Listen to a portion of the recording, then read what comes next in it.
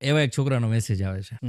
GPSC UPSC ની તૈયારી કરતો એ વિદ્યાર્થી સારામાં સારું પરફોર્મન્સ કરતો હતો. હવે એને જે છોકરી સાથે પ્રેમ થયો એ છોકરી યુકે. ઈ છોકરી એ છોકરાને એવું કહે છે કે છોકરાએ ખુશી સાથે કીધું કે યાર હું મસ્ત કરું છું, હું જીપીએસસી ક્લિયર કરી લઈશ. તો છોકરીએ કીધું ના, પણ એક કામ કર, તું વિદેશ વહી આય જો તારે મારી સાથે લગ્ન કરવા હોય તો. ઈ છોકરાનો પ્રેમ ગણો, આંધળો પ્રેમ ગણો કે એણે એનો કરિયર ઉપર દાવ ખેલી નાખ્યો. જીપીએસસી છોડી દીધું. જીપીએસસી છોડી દીધું. છોકરોએ કોમ્પ્રોમાઇઝ કર્યો કે મેરેજ તો મારે આ છોકરી સાથે જ કરવા છે. એણે એના મમ્મી પપ્પાને કીધું હું જીપીએસસી યુપીએસસી તોડું છું, મતલબ જીપીએસસી છોડું છું. તો આવા સમયે એ છોકરો એમ કહે છે કે મારે યુકે જવું છે. ત્યાં સુધી તો એ છોકરો ઘરે નથી કહેતો કે ત્યાં હું જેને સૌથી વધારે પ્રેમ કરું છું એ વ્યક્તિ ત્યાં છે. એ છોકરો બધું જ મૂકી ખુશખુશાલ થઈ અને યુકે પહોંચે છે. યુકે પહોંચી 6 મહિના વિતાવે છે. 6 મહિના પછી એ જ છોકરીને એમ કહે છે સોરી, મારા પરિવાર વાળા નહીં માને. મારા પરિવારે ઇન્ડિયા એક છોકરો જોઈ લીધો છે, એની સાથે મારી સગાઈ ફિક્સ કરવાની છે અને મારો પરિવાર કે એ જ હું કરીશ, હું તારી સાથે મેરેજ નહીં કરું. એ છોકરો તો તૂટી ગયો, એની હારે અમે તૂટ્યા. હું હાઈપર હતો, આમ એગ્રેશનમાં હતો. કદાચ એ વ્યક્તિ મારી સામે આવત ને તો હું બે આમ ઝાપટ મારી દેત.